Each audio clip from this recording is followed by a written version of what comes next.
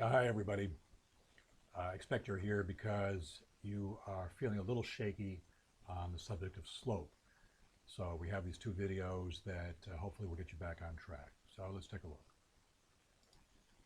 Slope is just a way to measure the steepness of a line in the XY plane. It can take on almost any value. I say almost any infinity because there's actually a trap here. A vertical line has no slope.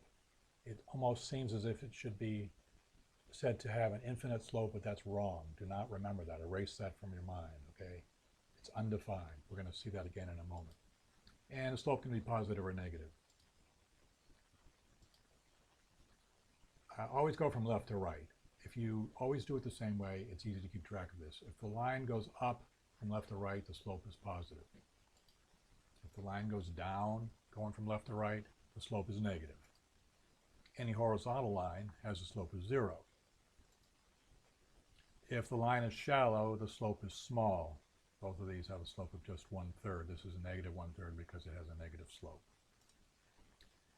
A line that is halfway between horizontal and vertical has a slope of 1 or -1. And a steep line has a large slope.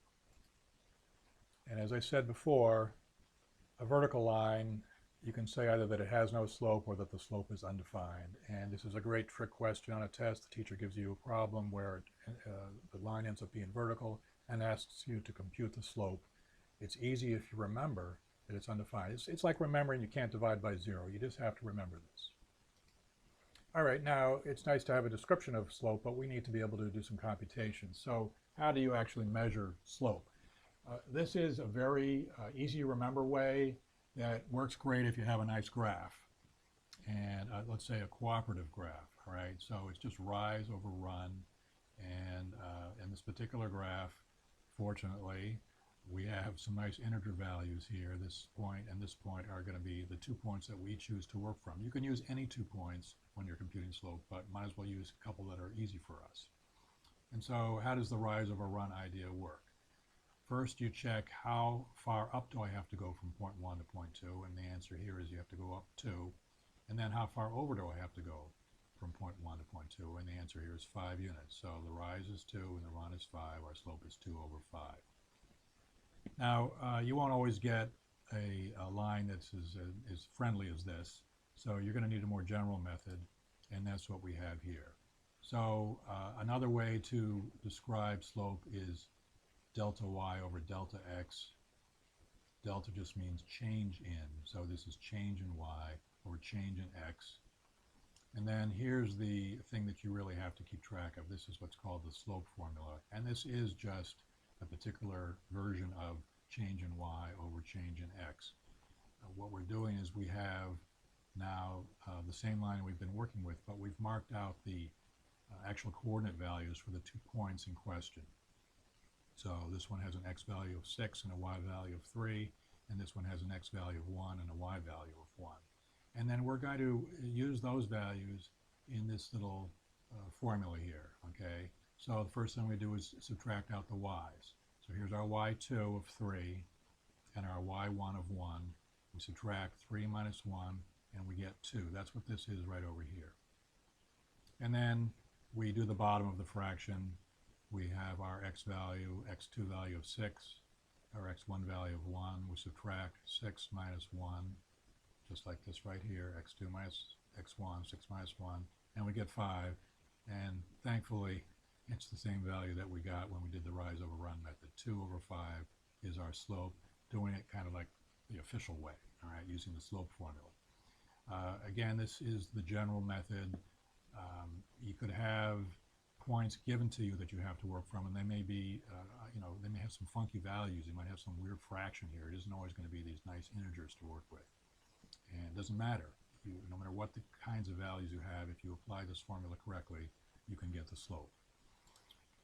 Okay, I'm just going to mention this quickly as a sort of a preview of what's coming in the next video. There are many ways to write a line equation. Here's a common one, y equals mx plus b.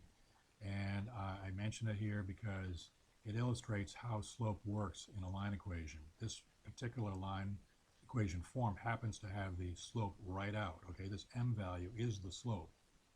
In mathematics, very often m is used to express slope. So here's the actual equation of the line y equals 2/5 x plus 3/5. So here's that 2/5 we've been deriving. It's the slope. M is 2/5, and that's the slope. All right, two more things you have to be aware of. First, any two or more lines that have the same slope are parallel. So this is the one we've been working with. Let's look at this line. We're just going to do rise over run here real quick. Up 2/5, same slope, 2/5. This line and this line are parallel. Now let's look at this one here. We'll go from this point up 2 and then over 5. Same thing. Slope is 2/5. These two lines are parallel, so all three of these lines are parallel. The other thing that you need to be aware of is that perpendicular lines have slopes that are negative reciprocals.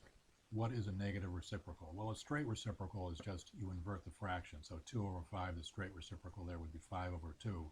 But you have to take the negative because if the line is going up here and we want the perpendicular is going to have to go down necessarily, right? So we need the negative sign to make that all work properly. So we'll do the rise over run for this second line just to show you that it actually all comes together.